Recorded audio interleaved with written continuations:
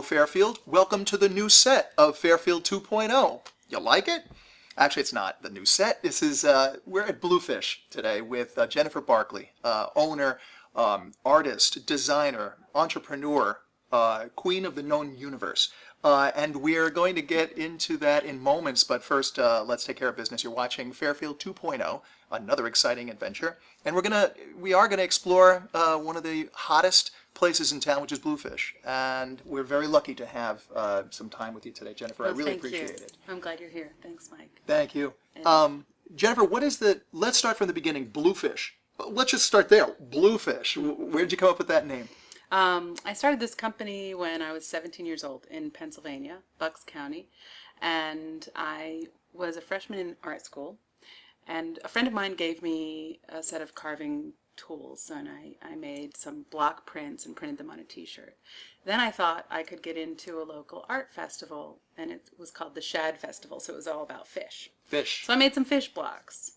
And then one day when I was printing in my parents' garage, where I used to print everything and dye everything in their washing machines, and the whole house was covered. They must have been very happy about it. They actually were very supportive. They were supportive of it. Yeah. Well, one day in there, I printed a fish, and I wrote the word blue, but I didn't write it in blue. I wrote it in orange, so it didn't mean blue anymore. It was just a word and an image. It was performance art in a way. It was still art. It was a blue, and then you'd have it in another color. That's good. Right, and I just know that it all lined up, and I knew that that was the name, and that was it. Okay, cool. Did you end up, okay, then, yeah, Bluefish. But from there, I mean, what, can you think of your first designs, the early designs that you worked on? What was the process? What got you to someone who didn't do this to someone who did do this? Well, when I was younger, I was always easily bored in school, and I was a really creative person, just all my life. And We're talking about high school? High school and before, I used to get arts and craft kits because everybody thought I was into that, and I would never make what they were supposed to, I'd never make the thing you were supposed to make with the kid. I'd take everything apart and mix it all up and make something else. These gifts, of course, would be the things you get at Christmas, like people get socks and underwear. You would get the yes. So the kit to make the whatever, and then I take the elements out and create something completely different. Right. Usually involving nature too, elements. Anyway. Nice. That's kind of how my clothing line started too. I started to make things for myself because I didn't like what was out there. I didn't like what was offered, and it didn't suit me, my personality. And we're going to get into this because we'll see some of the designs. These are pretty fabulous designs, and the history of some of this is going to be amazing, and the amount of artists that you actually have working with you, et cetera, et cetera. We'll get into that in a minute. But what were some of the, just for the fun of it, what were some of the designs out there at the time that were kind of kooky that you were like, me, not so much? Oh, I don't know. I used to go to this boutique near my house and try things on, and everything fit, and they would say, "Oh, it looks so good on you," and I was just regular little girl. I wasn't big or anything, and I just didn't like it. It didn't resonate. It didn't feel right. So I started to make things for myself that felt right. They felt right for my body and my soul. It just felt like me. Right. Now, Bluefish, actually, when you look at Bluefish and the concept that you said before, which was, you wanted to bring things, I guess, of nature and living things and all that into the mix. What were some of your first designs? Well, when I first started out, I went to Philadelphia and bought Hanes triple extra large t-shirts from some, jobber who had them. They were seconds. They had small holes or whatever. And I used that fabric, cut it apart and re-sewed it into other designs. Oh, nice. Because I'm not a pattern maker, I don't know how to sew well, and so I was using something that had a little bit of structure and taking it and geometrically building something out of it, and then I would dye it and print it. I made some wild dresses. I used to do craft fairs all along the East Coast: Newport Jazz Festival, Saratoga Jazz, Newport Folk Festival, Ben & Jerry's festivals, and nice. All the people that went with me, we'd be trooping around in our funny dresses, but everybody loved them. They were just so different. They were different than anything. They were so different. When did you, and then you started getting them into stores. Well, how did you do that? Well, I did this for a summer. I did all of these craft shows all around. And then I went to school in Italy for 6 months. And when I came back, it was too late. I'd stayed there too long, having too much fun traveling, to get back into school. So I started to do fairs again. And then, September was coming, and I thought, I don't know, maybe I'll go back to school and become a painter or something like that. And I had been selling to a couple local boutiques, very high quality boutiques. And one of the boutique owners said to me, when she heard I was thinking of not doing it anymore because I was bored with it, she said, Jennifer, it was one of those moments that I'll never forget that directed my life. Jennifer, don't stop doing this. Your designs are really great and really different, and there's nothing like them out there. And I didn't know. I was from a small town in Pennsylvania, New Hope, Pennsylvania. New Hope, love it. But that's an artistic town. Very artistic town. So because of that, I, reconsidered, and I went and did a trade show in New York City the next week. There was one booth left, $4,000 for a 10 by 10 booth. I borrowed the money from my parents and made 60 samples in a week. Went to New York, and it was a 3-day long show, and I took $110,000 in orders. Nice. It was the busiest booth in the place. It was so different. People were fighting over all the samples, and it was crazy. I had no, just no idea how to proceed from there. And I had orders for 6,000 pieces that had to be made and delivered within 4 months. So then what? Well, I couldn't keep making them in my parents' house and using their washing machine to dye everything and having my friends sew them. So I, did some research and found a pattern maker and went to New York and found the fabric. I mean, I didn't know how to do any of this. I was 18. I didn't know what the fabric was called. I learned on the go, and I, had a strong sense of self-confidence, and I just figured it out and worked really hard and made it happen. Did you end up, when you did this, did you end up, obviously some patterns resonated more than others that you were experimenting with. Did you know, you had orders for specific things, obviously, the things that you brought, to the show, to the craft fairs and stuff, and to that exhibit. But from there, did you want to mess with it? In other words, like somebody ordered something, but you're delivering something that's a little more enhanced. In other words, did the art of it continue to evolve until it got to the store? Yeah, I mean, from the beginning, it was always, pretty much artist's choice, and it was the creativity that people were responding to. It wasn't, this is the exact sample, and you're going to get the exact same thing, right. 12 of them. No, I sold them assorted, so they would order a dozen of this style, and I would assort the prints, and that's why they did so well, because nice. I think people liked that assortment, and the fact that they were hand-printed and all different, and they could find the special one that they really liked. Nice. So it wasn't like you were doing a run of duplicated.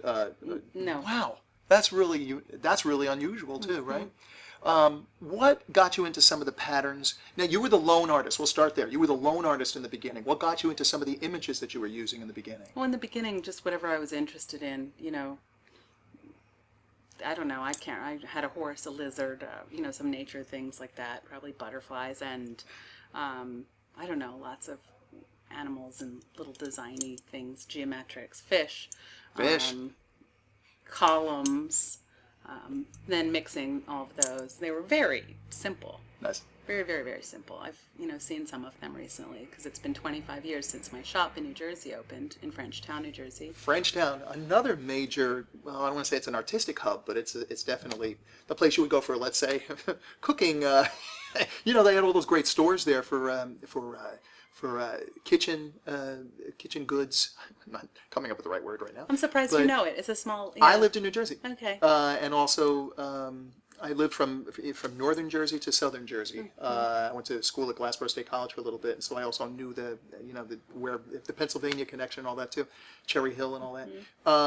But I wanted to, let's continue the story of the art of this. Now, after a while, as you needed to hire people in order to keep up with the manufacturing element of this, you also, at some point, needed maybe to have other artists involved? Oh, yeah. Were you using other artists at a certain point there? In the beginning, when I had the order for 6,000 pieces, it was myself and 3 friends that did everything. My parents bought an old stone mill in Frenchtown. That's where my store still is.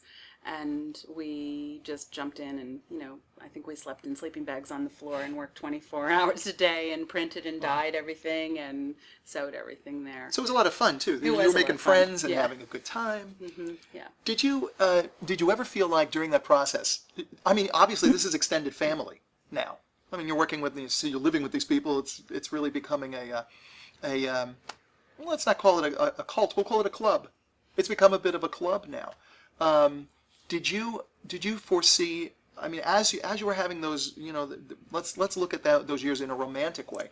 As you were in the moment of that, did you really aim at? Did you see that this was going to be like a major force in design? Like, were you aiming at that? It was like, oh my gosh, this is just going to keep accelerating. I feel it. This is going to be an important thing. Now, I don't mean In a way, importance like. well, I always knew I was on the right path, and I never tried to make it anything, but it does have an energy of its own, and it always wants to grow. Yeah. My challenge now is keeping it small. And you're back to the club feel of it. Well, I mean, I don't know about that, but it's I'm trying to keep it smaller because I don't want to have 200 employees, and I've done that, and I don't enjoy that too much. Well, let's talk about that too. I mean, you had 200 employees. Most people never experience that. Mm-hmm. How did you tell us about the growth? For instance, you were in places like we were talking about Marcus Neiman before, and before we started filming. But go into that part. Go into that. Well, we started wholesaling in 1986. Delivered our first product in 1987, and then by 1994, 95, we were in Neiman Marcus all over the country, Nordstrom, and 500 boutiques, better boutiques, designer boutiques, as well as having a few of our own stores. We used to produce a lot. I was the largest employer in Frenchtown. It's not too hard. It's a tiny town, but we had 220 employees at the time.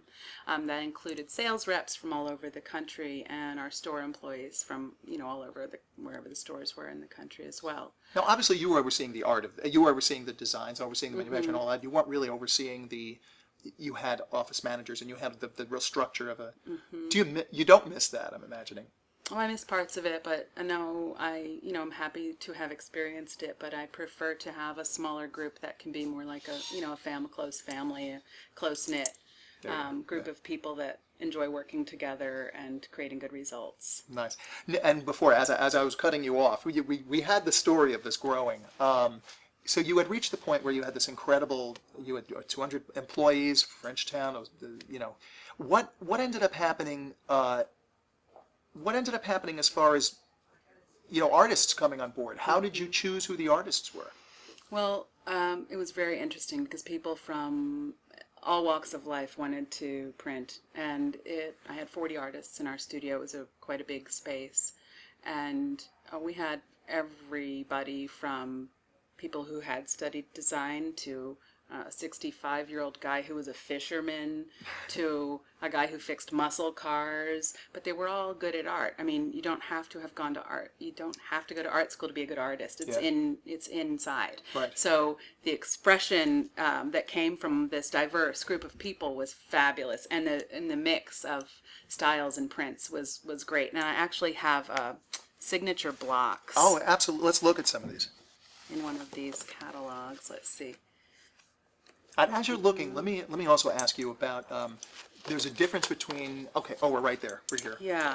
Each artist in my big studio had a signature block that they would print inside the hem of each piece that they printed, and we're getting back to that now because I think it's really important for the artist to have pride in their work and their in their process. So we'll be starting that again sometime soon, and it's really great. Yeah. And the customers loved it too because they could, enjoy the work of a few particular artists and collect those. Now it's artists. Now there's got to be a collaboration. And by the way, I notice in your catalogs you have all these fabulous models, but they're not.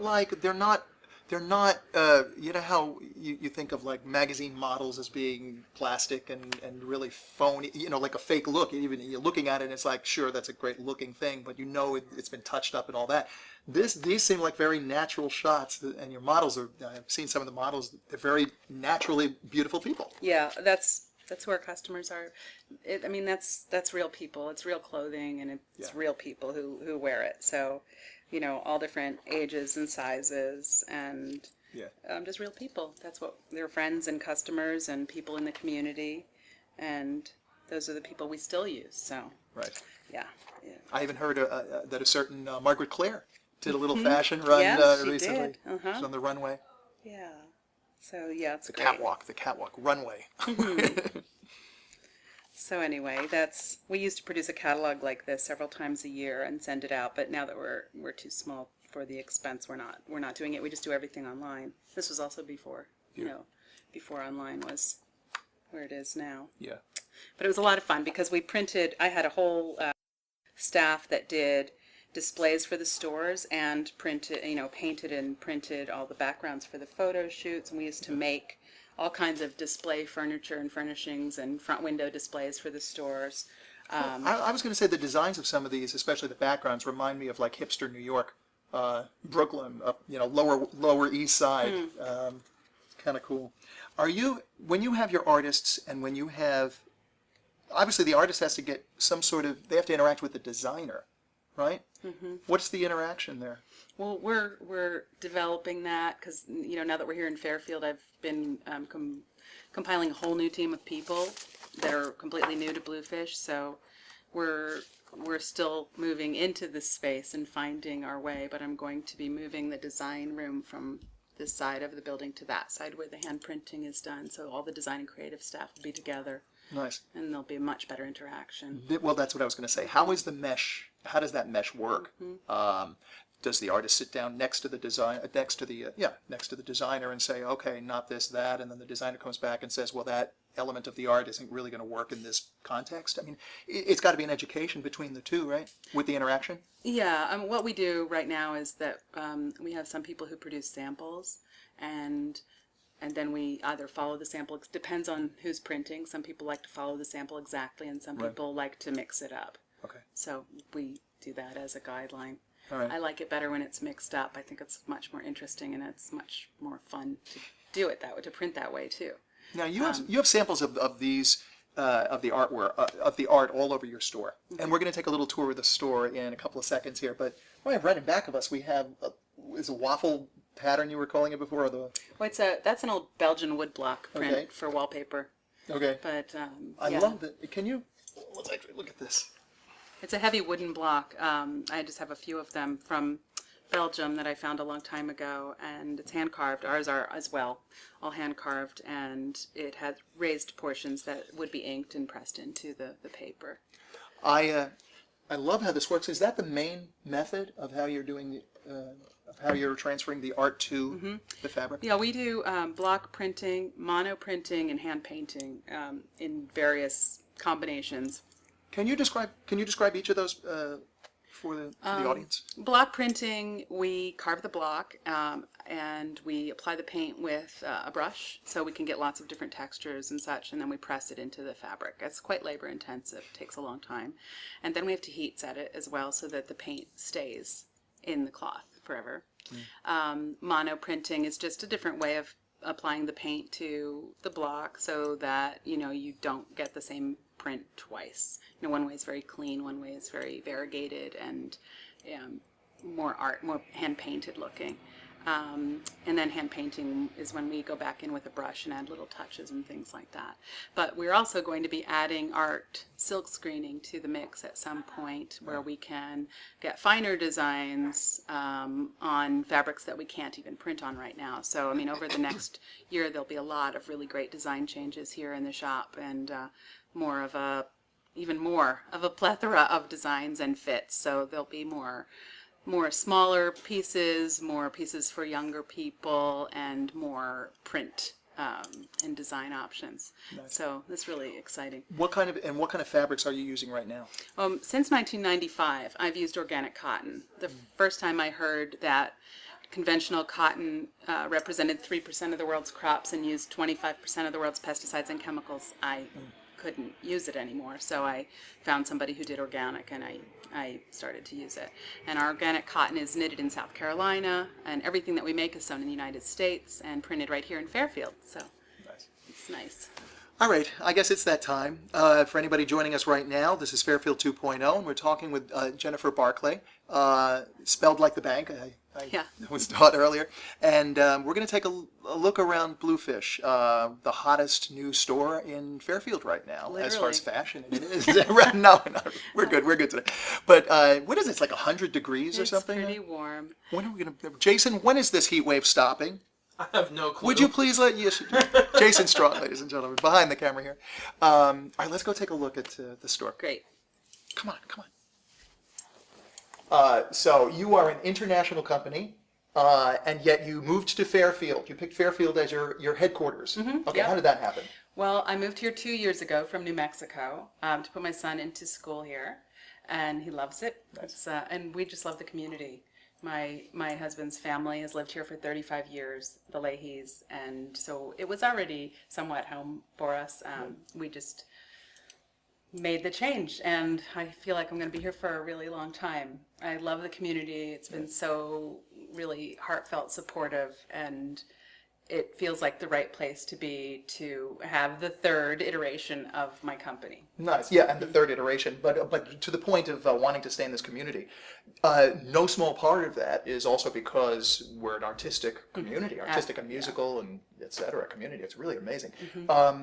Third iteration. So so what were the stages of this? You've had 1, 2, 3. What were the stages? Always entrepreneurial. First one, started when I was 17 and grew it to $14 million, and then that closed in 2001.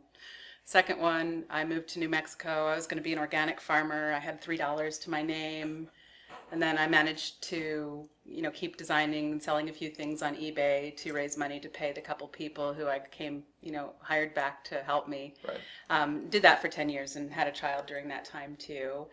So my life was much quieter. And then this is the third. Moved here, forming a really great team here, and we plan to grow the company a little bit, not a lot, but enough that it can be have a life-work balance of abundance and creativity and, Nice. Enjoyment working together. Now you've had, well, obviously because you've had all these different variants of the company.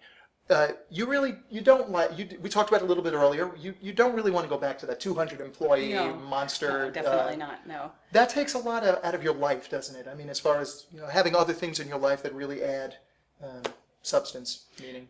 Yeah, I mean, I think having a business of any size, you have to be committed to it, and that can be challenging, but it's also very rewarding as well.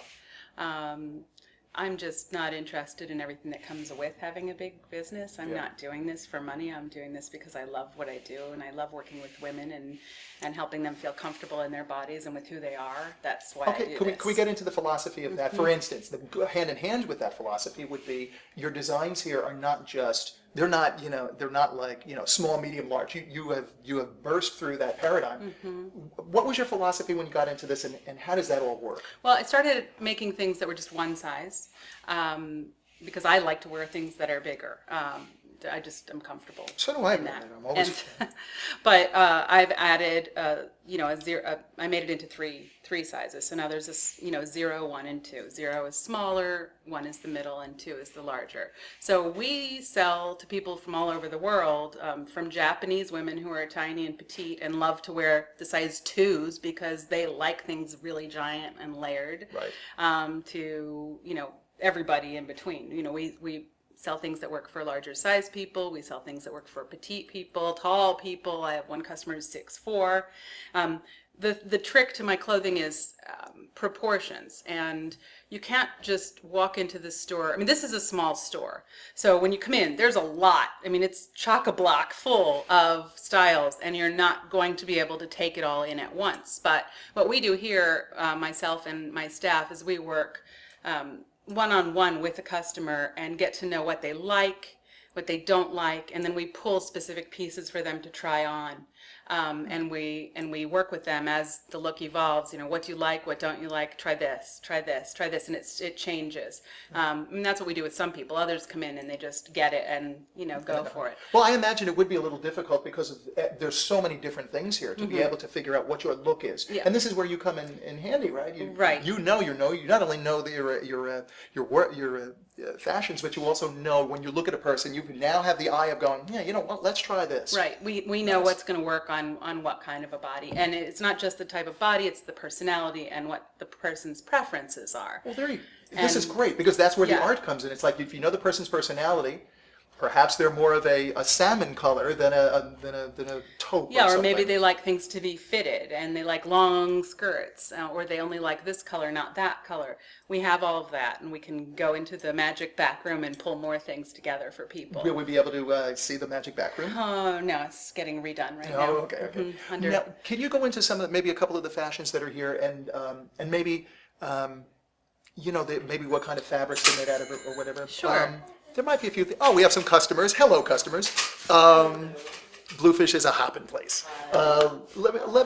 Can we go into some of the fashions you have here that are? Yeah, behind you, this is one of our newer lines. This is organic cotton tissue, and it's a wrapped cardi. So that works on tiny people to larger people. You can also, there's a million ways to wear this. We just put a little video up on YouTube that a young woman modeled this for us and showed how to wear it, 20 different ways. Right, look at that. Yeah, So, this can be worn, I can't do that right now because it would take too long, but you can wear it loosely. It's a halter top, too. Or, yeah, exactly. Or you can wear it backwards, wrapped, you can wear it tied, and it works on people from, tiny people to larger people, and we've got that in 4 colors, and that's organic, and the fabric is knitted in South Carolina. Nice. And all of our things are made in the USA and always have been. Cool. It's worn over really lightweight cotton gauze, sleeveless piece that we have in several colors, and also just a slim pair of, they're called petaloons. There's a little double layer down here, and that's organic cotton with a little bit of stretch in it, so they fit tighter. Cool. And we also have, Oh, that's nice. yeah, we have this piece, which is just a loose tunic. It's reversible to a slightly metallic Look at that. side, and I have that in several different colors too, and it comes printed and or unprinted. So, yeah, when we move, I'll show you some of the printed ones from over there. Okay. Anyway, we have a new collection every month. So if you come in and you don't find anything that you like right now, you might come back in a month and find totally different things in the shop. So people better come in and get them now. Well, Because they're going to be gone. yeah, we have such a selection in the shop. We have our new things, which are online. Primarily, we're a web and phone sales business, and we work with women from all over the world, over the phone, over the web, and even by Skype, video. And we have 3 stores of our own, one in Frenchtown, New Jersey, one in Taos, New Mexico, and this one right in the center. And actually, it's almost to the mile exactly in the center. And let's see. In the store, I've got my new things that are, featured on the website, full price things, and then I've got things that are on sale, markdown, and I also have a clearance section. So there's always something for everyone price-wise in the store as well. That's right. You have the different price points for people. That's nice. What is when you look at an area like this and you see all the different fashions? Does it get a little even overwhelming for you? No, I've been doing it for so long. It doesn't get overwhelming for me. But it's constantly fresh. Customers come in and put things together, mixing maybe a piece from the clearance rack and a new piece, and I'll always, every day, see looks that I've never seen before that work. It's fascinating. That's where I was going to go with that. It was like you'll see people come in here and then try things on in ways that maybe you weren't thinking. Never. So it becomes a little overwhelming. Just as far as like the potential. It's not What can overwhelming. happen, It's expansive. It's wonderful because I'm just so pleasantly shocked every time that happens. I'm like, after 28 years, and still I get this feeling of inspiration and wonder. It's amazing. Nice. Have they taught you? Have your customers taught you? Oh, as much as- absolutely. Yeah. Yeah, because people can involve their own creativity in this way of dressing. Right. If they so choose. They don't have to either. They can wear it in a very simple way, or they can wear it in a very creative way. Have you heard some good stories about people who've bought maybe a couple of pieces from here, and then they'll say, "Oh yeah, I was with my husband last night. I showed up. I came into the room and I wore this, and to then fill in the blank." You have any of those kind of stories? Well, I've heard a lot of stories of people who take it traveling because it's so good to wear traveling. Okay. Because you can take 5 or 6 pieces and roll them up tiny and they mix and match so you can have lots of different outfits. Okay, there's that. And then while they're on their vacation, wherever it is in the world, another person will come up to them and say bluefish. So it's like and actually a lot of friendships have been forged that way over See, the years. there's the club. Well, It is a cult. no, A lovely it's cult. not. I'm kidding. I wanna also ask you for a further tour. Can we walk around a little bit more and see other Yeah, areas? that'd be great. Cool. Okay. All right. We have a few treats that we're holding here, and we are in the belly of the bluefish. So could you do me a favor? Tell us what folks do back here. What goes on behind the scenes? Well, this is the area directly behind the store, and it's where all of the design and creative activity for the company starts, happens, and all the printing, all the hand printing on the clothing that we do with these blocks that we I was carve gonna out by hand. Look Yeah. at that. Look at the. Can we pick up the texture here? Nice. We've got thousands of these blocks that have been carved over time from many different designers and creative people. And we lay the paint on these by hand with brushes and press them into the various fabrics, including the organic cotton, the hemps, the linens, the lightweight gauze, lawns, voiles, what else? Wool sometimes we use, all natural fibers. Nice. Are there any fabrics which I don't want to say sell more than others, but what's the most popular? It's a mix. Yeah. Different people like different things. Some people like linen. I mean, linen's a woven fabric. It's great for spring and summer. Some people like that, and some people don't. They prefer to wear knits because they're more body, they can be wrapped tighter on the body or, are more comfortable or whatever the reason may be. Do you find that people, when they're gravitating towards whatever the designs are, like they'll see a design they like, but it may not be exactly the right fabric that they want? I mean, does that ever? No, does that not so happen? much. I Okay. mean, no. People mix fabrics. I mean, that's, you can wear all the fabrics together. We dye them together so that you can, mix the fabrics into one outfit. In general, people just like the creativity of it all. Okay. All right, let's take a little tour of what people are doing right now. I noticed there are some employees here hard at work. What are they doing right now? Well, everybody in the studio is block printing. This is our production studio of where we print the garments, and Anna is working on samples right now. She is my first Fairfield employee, and we've been working together for about 2 years, and she and I work together in design, so we design all the clothing and everything that goes with that as well. So she's developing the samples right now, which will be followed to some extent by the others in the studio as we produce the limited production runs, very small. I mean, sometimes 8 to 15 garments of the same. That's all we make. Oh, that's interesting. And then it's just over.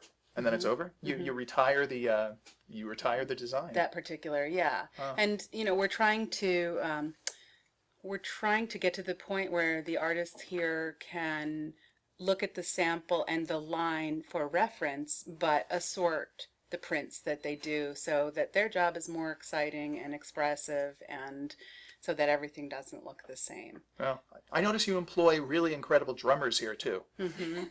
Yeah. What is it? And that David Hurlin, I believe, is his name. What is he doing right now? He's printing. He's probably printing a repeating squares pattern on a rust-colored top in variegated colors with very neat efficiency. Just as his drum playing would reveal. Do you find that the creative, we talked about this earlier as far as the creative element, do you find that the living in a creative community, you're going to have all sorts of people that are going to want to work here? Did everybody want to work here? A lot of people want to work here. Yeah. Is that a bit of a pinch? Like, you can't hire everybody, so how do you do it? How do you whittle down, from the great list that you could have? Oh, the right people show up at the right time, and we're constantly looking for new talent and just keeping, we keep everything on file in case we have a need open up in the future, as we grow. So you have a lot of, and because you have a lot of artists that are associated with you, that's the one opportunity where I guess it's a, as opposed to, people who are doing some of the more technical stuff with you, that's, I guess, the opportunity for even more growth and expansiveness, right? Because if somebody brings in something that's undeniable, you're going to be like, oh, okay, we'd love that. Yeah, I mean, there is, of course, there's a limit to how many people I can hire. I wish I would win the lottery and I could hire everybody who's wonderfully creative. 200 people. I'm sure there are 200 people in town. I'm sure there are. In this town, yeah, absolutely. I mean, so many wonderful people. It is hard to pick and choose, but as I said, I mean, this company attracts the people it needs to attract at the time that it does, and there's a reason for everyone being here when they are. And Oh, so okay, so you're following this sort of like working with nature, just as you work with nature with some of the patterns and things and the actual fabrics. You're working with nature as far as the how things like hiring and just sort of somewhat, the overview of yeah, how you run I have a your lot of company. trust, and sometimes it works and sometimes it doesn't, but that's how life is. Nice, beautiful. All right, let's move on to another area here. Okay, this is Rebecca, and she is printing multicolored pods on the base of a two-tiered dress. So this print will show out the bottom of the tiers in the skirt of the dress.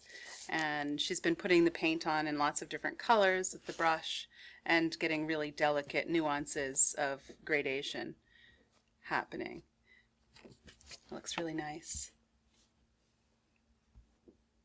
Whatever you want. This is David. He's working on hand painting to brighten up the pattern that he's working on a cotton lawn shift.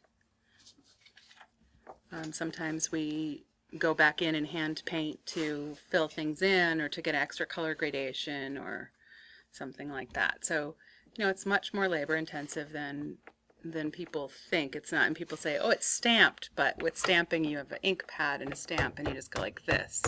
And this is, a blend of, stamping, but it has a lot of hand painting elements, and the way that we put down the prints on the clothing is really different than stamping with a rubber block.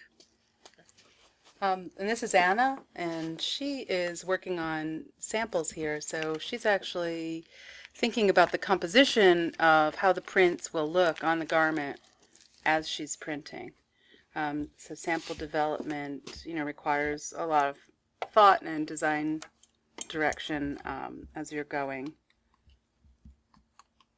along, and it can be, it wildly varied. She printed a skirt with these blocks last night, and it's beautiful. It has all different colors of blues and greens on a light background. And that's a skirt that's been really popular in the store, just an A-line, simple linen skirt. And the print shows up really well. And then we have all kinds of tops that mix with the colors of the paint.